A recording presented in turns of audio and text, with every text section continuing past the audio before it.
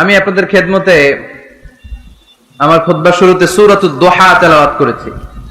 সূরা দোহা মুখস্থ আছে কার কার দেখি? ওয়াদ-দোহা ওয়াল-লাইলি ইযা সাজা। মাশাআল্লাহ, হাত নামান। যাদের মুখস্থ নাই তারা মুখস্থ করে ফেলবেন, কারণ এটা একটা মোটিভেশনাল সূরা। কোরআনে পরপর দুইটা সূরা মোটিভেশনাল, পরপর 93 94।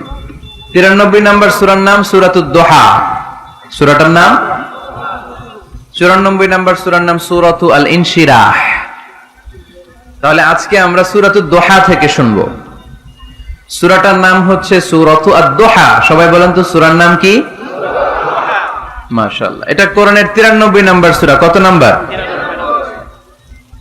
এই সূরায় আয়াত আছে 11টি। কয়টি? এই সূরাটি মাক্কি সূরা। কি সূরা? এবার প্রশ্ন করে উত্তর দেন। সূরাটার নাম? সূরাটার নাম মাক্কি সূরা। সূরার নাম? আচ্ছা, আদ-দোহা। কত নাম্বার সূরা? সবাই বলেন না কত নাম্বার? মাশাআল্লাহ। আয়াত কয়টা? সূরাটা মাদানী সূরা। কি সূরা? মাশাআল্লাহ, এই তো শিখতেছেন আপনারা। মানে মক্কায় অবতীর্ণ হয়েছে। এটা মোটিভেশনাল সূরা। রাসূল সাল্লাল্লাহু আলাইহি ওয়াসাল্লামের তখন মন খুব খারাপ। আমাদের মাঝে মাঝে মন খারাপ হয় না? আপনাদের মন খারাপ হয় কেন? হ্যাঁ, মাহফিল বন্ধ করে দেয়, এজন্য মন খারাপ হয়। কয়টা বন্ধ করবে? কয়টা বন্ধ করে রাখবে? এক জায়গায় বন্ধ হইতেছে, আরেক জায়গায় তো কথা বলার সুযোগ হচ্ছে। পাবলিকলি কথা বলার সুযোগ না দিলেও মোবাইল নিয়ে লাইভে কথা বললে শোনা যাবে না? আসলে বন্ধ করার সুযোগ নাই। বন্ধ করতে পারে একজন, চিৎকার করে বলতে হবে তিনি কে? যারা বন্ধ করতে চায় ওদেরকে আল্লাহ কবে বন্ধ করে দেয় ওইটারই কোনো হিসাব নাই। তুই বেটা মাহফিল বন্ধ করস, মদের আড্ডাখানা বন্ধ না করে, জুয়া খেলা বন্ধ না করে এরা মাহফিল বন্ধ করে। সমাজে যে অসঙ্গতি, এগুলো বন্ধ করা দরকার। জুয়া খেলা, টেন্ডারবাজি, চাঁদাবাজি, এগুলো বন্ধ করা দরকার। কোরআনের মাহফিল যারা বন্ধ করে এরা বুঝে না, কপাল পোড়া। বলে চিল্লা এখন, ঠিক কিনা? আমরা এদের হেদায়েতের জন্য দোয়া করি। তো এক ভাইয়ের মন খারাপ হয়, মাহফিল বন্ধ হয়, এজন্য। আপনাদের কি জন্য মন খারাপ? হ্যাঁ, গার্লফ্রেন্ড রাগ করছে এজন্য? ছেলে একই সমস্যা? আচ্ছা, তো নানা কারণে আমাদের মন খারাপ হয়। আল্লাহ রাসূল সাল্লাল্লাহু আলাইহি ওয়াসাল্লামের মন খারাপ। আমাদের মন খারাপ হলে আমাদের বন্ধুরা আমাদের মন ভালো করে। আল্লাহ রাসূল সাল্লাল্লাহু আলাইহি ওয়াসাল্লামের বন্ধু কে? আল্লাহ রাসূল সাল্লাল্লাহু আলাইহি ওয়াসাল্লামের যখন মন খারাপ হতো, স্বয়ং আল্লাহ তাআলা আল্লাহ রাসূলের মন ভালো করে দিত। সুবহানাল্লাহ, আসতে পড়েন। সুবহানাল্লাহ পড়লে লাভ আছে না? একবার সুবহানাল্লাহ পড়লে আকাশের জমিনের মাঝখানের যত গ্যাপ, ফাঁকা জায়গা, এই পুরো ফাঁকা জায়গাটাতে সওয়াব দিয়ে পরিপূর্ণ করে আল্লাহ আপনার আমলনামায় ঢুকিয়ে দেয়। যে এখন আওয়াজ করে কয় সুবহানাল্লাহ, সওয়াবের কথা শুনছে? সওয়াব আছে যেখানে, আমরা আছি। সূরাতুদ দোহা মোটিভেশনাল সূরা। আল্লাহ রাসূল সাল্লাল্লাহু আলাইহি ওয়াসাল্লামের বড্ড মন খারাপ। রাসূল সাল্লাল্লাহু আলাইহি ওয়াসাল্লামের মন খারাপ, আল্লাহ সহ্য হচ্ছে না। তাই রাসূল সাল্লাল্লাহু আলাইহি ওয়াসাল্লামের মন ভালো করে দেওয়ার জন্য আল্লাহ একটা সূরা নাযিল করলেন। সূরাটার নাম সূরাতু আদ-দোহা। এই সূরার কেন্দ্রীয় আলোচ্য বিষয় হচ্ছে মুমিন কখনো হতাশ হয় না, মুমিন কখনো নিরাশ হয় না, মুমিন কখনো হাল ছেড়ে দেয় না। মুমিন সব সময় ভরসা রাখে একজনের উপর, তিনি কে? আল্লাহ। আমরা কখনো হতাশ হই না, ঠিক কিনা? আমরা কখনো নিরাশ হই না, ঠিক কিনা? আমরা কখনো হাল ছেড়ে দেই না, আমরা ভরসা রাখি একজনের উপর, তিনি কে? আল্লাহ। Every time you feel like you cannot go on, you feel so lost that you are so alone. Don't despair and never lose hope, 'cause Allah is always by your side. Inshallah, পড়েন, Inshallah, Inshallah, you'll find your way. Inshallah, Inshallah, Inshallah, you will find your way সুবহানাল্লাহ পড়েন। আমাদেরকে রাস্তা দেখায় কে? এজন্য আমরা হাল ছেড়ে দেই না, আমরা নিরাশ হই না, আমরা হতাশ হই না, আমরা ভরসা রাখি একজনের উপর, তিনি কে? আল্লাহ। হ্যাঁ, এটা ঠিক, মাঝে মাঝে আমাদের জীবনে বিপদ আসে, পরীক্ষা আসে, মুসিবত আসে, এগুলো আসে আমাদেরকে শক্ত করার জন্য, ঠিক কি না? আমাদের কোমরকে সোজা করার জন্য, আমাদের পায়ের নিচের মাটিকে শক্ত করার জন্য, প্রতিকূল পরিবেশে কি করে বীর দর্পে দাঁড়িয়ে থাকতে হয়, নিজের অস্তিত্বের প্রমাণ দিতে হয়, সেটা শিক্ষা দেবার জন্য। এজন্য মুমিনের হারাবার কিছু নেই। লা তাইয়াসু মির রাউহিল্লাহ, আল্লাহর রহমত থেকে নিরাশ হয়ো না। ইন্নাহু লা ইয়াইয়াসু মির রাউহিল্লাহি ইল্লাল কওমুল কাফিরুন, কাফের ছাড়া, মুশরিক ছাড়া, নাস্তিক ছাড়া, মুনাফিক ছাড়া কেউ কখনো আল্লাহর রহমত থেকে নিরাশ হয় না। আমরা সব সময় আল্লাহর রহমতের ভিখারি, আমরা সব সময় আল্লাহর রহমতের প্রত্যাশী, আমরা সব পরিস্থিতিতে ভরসা রাখি একজনের উপর, তিনি কে? আল্লাহ। তাহলে এটা হচ্ছে সেন্ট্রাল থিম, যে আমরা হতাশ হব না। Never lose hope, never be frustrated, never be upset, কখনো মন খারাপ করা যাবে না, আমরা আল্লাহর উপর ভরসা রাখি। এটা হচ্ছে কেন্দ্রীয় আলোচ্য বিষয়। এই সূরাটা নাজিলের একটা ব্যাকগ্রাউন্ড আছে। যেহেতু এটা মাক্কি সূরা, আল্লাহ রাসূল সাল্লাল্লাহু আলাইহি ওয়াসাল্লামের কাছে কোরআনের আয়াতগুলো নাজিল হতে শুরু করলো, রাসূল সাল্লাল্লাহু আলাইহি ওয়াসাল্লাম কোরআনের আয়াতগুলো প্রচার করতে শুরু করলো। যাই নাজিল হয় রাসূল সাল্লাল্লাহু আলাইহি ওয়াসাল্লাম কি গোপন করে রাখতেন? বা যা নাজিল হয়েছে তার অর্ধেক শোনাইতেন, বাকিটা শোনাইতেন না? এরকম? ইয়া আইয়ুহার রাসূল বাল্লিগ মা উনজিলা ইলাইক, হে নবী, হে রাসূল, যাই নাজিল হয় আপনি ছড়িয়ে দেন। রাসূল সাল্লাল্লাহু আলাইহি ওয়াসাল্লাম ছড়ায়া দিতেন, যেটাই নাজিল হয়। কাল বিলম্ব না করে বিশ্বনবী এই আয়াতের দাওয়াত দিতে শুরু করতেন। নাজিল হলো ইকরা বিসমি রাব্বিকাল্লাযী খালাক, খালাকাল ইনসানা মিন আলাক, ইকরা ওয়া রাব্বুকাল আকরামুল্লাযী আল্লামা বিল কলম, আল্লামাল ইনসানা মা লাম ইয়ালাম। পড়েন সুবহানাল্লাহ। নাজিল হলো, পড়ো, তোমার রবের নামে যিনি শিখিয়েছেন, আমাদেরকে শিখিয়েছে কে? আল্লাহ। আমাদের সৃষ্টি করেছে কে? Allah. Read in the name of your lord who has created, পড়ো তোমার প্রভুর নামে যিনি শিখিয়েছেন। নাজিল হলো 5 আয়াত, আল্লাহ রাসূল সাল্লাল্লাহু আলাইহি ওয়াসাল্লাম পৌঁছে দিলেন।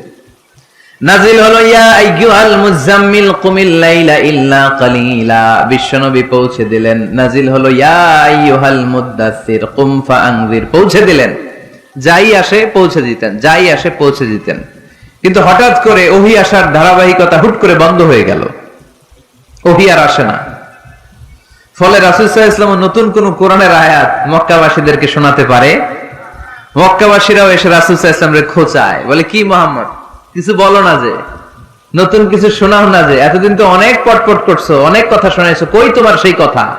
রাসূল সাল্লাল্লাহু আলাইহি ওয়াসাল্লাম বলতে পারেন না। কেমনে বলবে? উনি কি মন গড়া কিছু বলে? ওমা ইয়ানতিকু আনিল হাওয়া ইন হুয়া ইল্লা ওয়াহয়ু ইউহা, মন গড়া তিনি কিছু বলেন না, মন মস্তিষ্ক প্রসূত কোনো কথা তিনি জাতির কাছে পেশ করেন না। তিনি তাই বলেন যা তাকে নির্দেশ দেয়া হয়, আর নির্দেশটা দেয় কে? আল্লাহ। সবাই বলতে লাগলো, মুহাম্মদ তোমার নতুন কথাবার্তা কই? রাসূল সাল্লাল্লাহু আলাইহি ওয়াসাল্লাম চুপচাপ, কিপ সাইলেন্ট। কাফিররা বলতে শুরু করলো, ইন্না মুহাম্মাদান ক্বালাহু রাব্বুহু, মুহাম্মাদের রব মুহাম্মদ রে ভুলে গিয়েছে, মুহাম্মাদের রব মুহাম্মদ রে বর্জন করেছে। তাই তো নতুন কিছু আসে না। মুহাম্মদ তোমার দিন শেষ, তোমার কাছে আর আসবে না ওহী। রাসূল সাল্লাল্লাহু আলাইহি ওয়াসাল্লাম খুব টেনশন শুরু করে দিলেন। আবু লাহাবের স্ত্রী উম্মে জামিল বলতে শুরু করলো, ইন্না শাইতানাকা কাদ তারাকাক, হে মুহাম্মদ তোমার শয়তান তোমারে তরক করছে। নাউজুবিল্লাহ পড়েন। শয়তান দ্বারা উম্মে জামিল সাইয়েদনা জিবরাইল আলাইহিস সালামকে বুঝিয়েছেন। তিনি বুঝিয়েছেন যে মুহাম্মদ, জিবরাইল তোমার কাছে আসে না, শেষ, তোমার দিন শেষ, তোমার খেলা শেষ, আর আসবে না। রাসূল সাল্লাল্লাহু আলাইহি ওয়াসাল্লাম নিজেও ভয় পেয়ে গেলেন। ঘটনা কি? আমার কোনো ভুল হচ্ছে না তো? আমি কোনো অন্যায় করে ফেললাম না তো? আল্লাহ আমার উপর নাখোশ হলেন না তো? আমরাও মাঝে মাঝে এরকম ফ্রাস্ট্রেশনে ভুগি না? কি রে, আল্লাহ বোধহয় আমারে পছন্দ করে না, এত দোয়া করি আল্লাহ মনে হয় আমার দোয়া কবুল করে না, আল্লাহ মনে হয় আমারে চায় না, আল্লাহ মনে হয় আমারে ভালোবাসে না। তা না হলে আমার দোয়া কবুল হয় না কেন, আমি এত দুঃখী কেন? রাসূল সাল্লাল্লাহু আলাইহি ওয়াসাল্লাম ঠিক একই টেনশনে পড়লেন, ঠিক একই ডিলেমায় পড়লেন, ঠিক একই পেরেশানিতে ভুগলেন। কিরে ওহী নাজিল হয় না কেন? আমাকে নিয়ে কাফির মুশরিকরা বেদিনরা ঠাট্টা বিদ্রুপ করে, উপহাস করে, কিন্তু আল্লাহ তাআলা কোনো ওহী নাজিল করে না। ঘটনা কি? আমার ভুল হলো না তো? আল্লাহ আমার উপর নাখোশ হলেন না তো? টেনশন। রাসূল সাল্লাল্লাহু আলাইহি ওয়াসাল্লাম টেনশনে ভুগছেন। ইন দ্য মিন টাইম আল্লাহ রাসূল সাল্লাল্লাহু আলাইহি ওয়াসাল্লামের টেনশন দূর করে দিয়ে আল্লাহ রাসূল সাল্লাল্লাহু আলাইহি ওয়াসাল্লামের মন ভালো করে দেওয়ার জন্য এই সূরা দোহা নাজিল করলেন কে? আল্লাহ। আল্লাহ রাসূল যখন টেনশনে হাবুডুবু খাচ্ছেন তখনই আল্লাহ নাজিল করলেন ওয়াদ-দুহা ওয়াল-লাইলি ইযা সাজা মা ওয়াদ্দাআকা রাব্বুকা ওয়া মা ক্বালা ওয়ালাল আখিরাতু খায়রুল লাকা মিনাল উলা ওয়ালাসাউফা ইউ'তিকা রাব্বুকা ফাতারদা। সুবহানাল্লাহ পড়েন। সুবহানাল্লাহ। আল্লাহ নাজিল করলেন ওয়াদ-দুহা ওয়াল-লাইলি ইযা সাজা। দুহা মানে আলো। দুহা মানে কি? সকালের আলো, প্রভাতের সূর্য কিরণ। আলো মানে আশার আলো, সম্ভাবনার আলো। আলো বললেই মনের মধ্যে একটা সাহস জাগে না? আর অন্ধকার বললেই ভয় লাগে না? আমাদের ছোট্ট বাচ্চারা বাসার ভিতরে অন্ধকার হইলে ভয় পায় না? তার মানে অন্ধকার হচ্ছে ভয়ের প্রতীক আর আলো হচ্ছে আশার প্রতীক। সুবহানাল্লাহ পড়েন। রাসূল সাল্লাল্লাহু আলাইহি ওয়াসাল্লামকে সান্ত্বনা দেওয়ার জন্য আল্লাহ দুইটা শপথ করলেন। চিল্লায় বলতে হবে কয়টা? এক হচ্ছে আলোর শপথ, আরেক হচ্ছে অন্ধকারের শপথ। এক হচ্ছে আরেক হচ্ছে ওয়াদ-দুহা, দুহার শপথ, প্রভাতের সূর্য কিরণের শপথ। ওয়াল-লাইলি ইযা সাজা, নিঝুম নিস্তব্ধ রাতের শপথ। আল্লাহ তাআলা আলো আর অন্ধকারের শপথ দিয়ে মূলত ওহী আশা আর না আশাকে বুঝিয়েছেন। সুবহানাল্লাহ পড়েন। আলোকে আল্লাহ তাআলা ওহীর উপস্থিতির সাথে তুলনা করেছেন, অন্ধকারকে রব্বুল আলামিন এই সূরার মধ্যে ওহীর অনুপস্থিতিকে বুঝিয়েছেন। আল্লাহ বুঝাতে চাইলেন নবী আমি আপনারে ভুলি নাই। কেমন করে আমি আপনারে ভুলি? আপনি আমার হাবিব, ঠিক কি না? আপনি আমার খলিল না, আপনি আমার হাবিব। খলিল মানেও বন্ধু, হাবিব মানেও বন্ধু। ইব্রাহিম আলাইহিস সালাম ছিলেন খলিল আর আল্লাহ রাসূল ছিলেন হাবিব। খলিলও বন্ধু, হাবিবও বন্ধু, কিন্তু খলিল মানে এমন বন্ধু যে বন্ধু আল্লাহরে খুশি করার জন্য কাজ করে, আর হাবিব মানে এমন বন্ধু যেই বন্ধুরে খুশি রাখার জন্য আল্লাহ নিজেই কাজ করে। কি কাজ করলেন হাবিবরে খুশি রাখার জন্য? আজকে সব আমরা শুনবো। আল্লাহ বললেন ওয়াদ-দুহা ওয়াল-লাইলি ইযা সাজা, আলোর শপথ, অন্ধকারের শপথ। দুহা মানে আলো, প্রভাতের আলো। আলো দিয়ে আল্লাহ বুঝাইলেন এটা হচ্ছে ওহী। আর ওয়াল-লাইলি ইযা সাজা, রাতের শপথ দিয়ে বুঝালেন এটা ওহীর অনুপস্থিতি। আল্লাহ বুঝাতে চাইলেন নবী ওহী আসা না আসা দুইটাই আপনার জন্য দরকার। আমি আপনারে ভুলি নাই, আমি আপনারে বর্জন করি নাই, অসম্ভব। আমি আপনার উপর গোসা হই নাই, রাগ হই নাই। আমি ইচ্ছা করেই আপনার একটু বিশ্রামের সুযোগ দেওয়ার জন্য ইচ্ছা করে ওহী পাঠানো বন্ধ রেখেছি। কারণ ওহী রিসিভ করা সাধারণ কোনো বিষয় না। আল্লাহ বলেন ইন্না সানুলকি আলাইকা কওলান সাকিলা। ও নবী এটা একটা ভারী বাণী, এটা শক্তিশালী বাণী, এটা একটা পাওয়ারফুল মেসেজ। এটা যেন তেন কোনো বাণী নয়, কোরআনের বাণীটা কার? সব সময় যদি নবী আমি ওহী পাঠাই আপনার কষ্ট হয়ে যাবে। আমরা সপ্তাহে সরকারি চাকরি যারা করেন 7 দিনে কাজ করেন কয়দিন? হ্যাঁ 5 দিন। ছুটি কয়দিন? তো পুরা সপ্তাহ 7 দিনে যদি কাজ থাকতো করতে পারতেন? কথা বলেন। আবার 7 দিনে যদি ছুটি থাকতো ভাল লাগতো?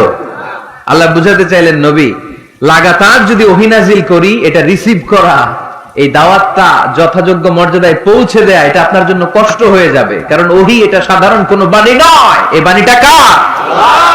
আল্লাহ রাসূল যখন ঘোড়ার উপরে কিংবা উটের উপরে থাকা অবস্থায় কোরআনের আয়াত নাজিল হতো ওনার উপর, কোরআনের ভারে, কোরআনের পাওয়ারে উটের পা গুলো, ঘোড়ার পা গুলো মরুভূমির বালির মধ্যে দেবে যেত। এত পাওয়ারফুল বাণী। লাউ আনজালনা হাযাল কুরআনা আলা জাবাল লা রাআইতাহু খাশিআম মুতাসাদ্দিআম মিন খাশিয়াতিল্লাহ। হে নবী কোরআনকে আপনার কাছে না পাঠিয়ে পাহাড়ে নাজিল করলে, মাউন্ট এভারেস্টে নাজিল করলে তুর পাহাড়ে নাজিল করলে, আল্পস পর্বতমালায় নাজিল করলে, আলাস্কা মাউন্টেন রেঞ্জ এটার উপর নাজিল করলে, এই ময়মনসিংহের গারো পাহাড়ের উপর নাজিল করলে মুহূর্তে এই পাহাড়গুলো ভেঙে চুড়ে চুরমার হয়ে খান খান হয়ে যেত। তার মানে এই বাণীটা কি হালকা না শক্ত? ওটের উপর থাকা অবস্থায় যখন কোরআন নাজিল হতো ওটের পা দেবে যেত। ঘোড়ার উপর থাকা অবস্থায় কোরআন নাজিল হলে ঘোড়া বসে যেত। শীতের রাতে কোরআন নাজিল হলে আম্মাজান আয়েশা বলেন আমরা কম্বল গায়ে দিয়ে কাঁপতাম। ওয়া ইন্না জাবিনাহু লা ইয়াতাফাসসাদু আরাকান, রাসূল সাল্লাল্লাহু আলাইহি ওয়াসাল্লামের দাড়ি আর থুতনি বেয়ে ঝরঝর করে ঘাম ঝরতো। এক সাহাবীর মাথার মধ্যে পা রেখে বিশ্বনবী শুয়ে আছেন, ঘন্টাখানিক শুয়ে থাকলেন। সাহাবী বলে আমার ব্যথা লাগে না। বিশ্বনবী শুয়ে আছেন, হঠাৎ করে বিশ্বনবী ঘুম থেকে জাগলেন, কিন্তু এই সাহাবীর রানের উপর থেকে মাথা তোলেন নাই। ইন দা মিন টাইম কোরআনের আয়াত নাজিল হওয়া শুরু হলো। সাহাবী বলেন 1 ঘন্টা শুয়ে আছে আমি টের পাই না, কিন্তু যখন কোরআনের আয়াত নাজিল হলো মনে হলো উহুদ পাহাড়টা আমার পায়ের উপরে চেপে বসেছে। ঘন্টাখানিক শুয়ে আছে বিশ্বনবী সাইয়েদনা যায়েদ রাদিয়াল্লাহু তাআলা আনহুর রানের মধ্যে মাথা রেখে, উনি টেরই পাচ্ছেন না। কিন্তু ইন দা মিন টাইম হঠাৎ করে সাইয়েদনা জিবরাইল কোরআনের আয়াত নিয়ে আসলেন। বিষ্ণু ইসা ইসলাম কোরআনের আয়াত রিসিভ করতে শুরু করলেন। যখনই কোরআনের আয়াত নাজিল হলো সাহাবী বলেন বিশ্বনবীর মাথার ওজনটা এত বেড়ে গেল আমার মনে হচ্ছে মুহূর্তের মধ্যে আমার পায়ের রান ফেটে খান খান হয়ে যাবে। তার মানে এই কোরআনের মধ্যে পাওয়া আছে না নাই? এটা কি হালকা বাণী না ভারী বাণী? প্রতিদিন যদি এই ভারী ভারী কথা বিশ্বনবীর কাছে রিসিভ হয়, বিশ্বনবী এই ওহির ভার স্নায়ুতে সহ্য করতে পারবে? আল্লাহ বলেন নবী আপনার কষ্ট হচ্ছে এটা দেখে আমি ইচ্ছা করে ইন্টেনশনালি ইচ্ছা করে আপনার বিশ্রাম আর রেস্টের ব্যবস্থা রাখার জন্য কয়েকদিন ইচ্ছা করে ওহী নাজিল বন্ধ রেখেছি। কাফিররা বলে আমি আপনারে ভুলে গেছি। নো, নেভার, অসম্ভব। আপনি আমার হাবিব, আমি আপনার উপর রাগ করি নাই। আমি ইচ্ছা করে ওহী নাজিল না করে আপনার কিছুদিনের জন্য ছুটি আর বিশ্রামের ব্যবস্থা করে দিয়েছি। চিল্লায় পড়েন সুবহানাল্লাহ।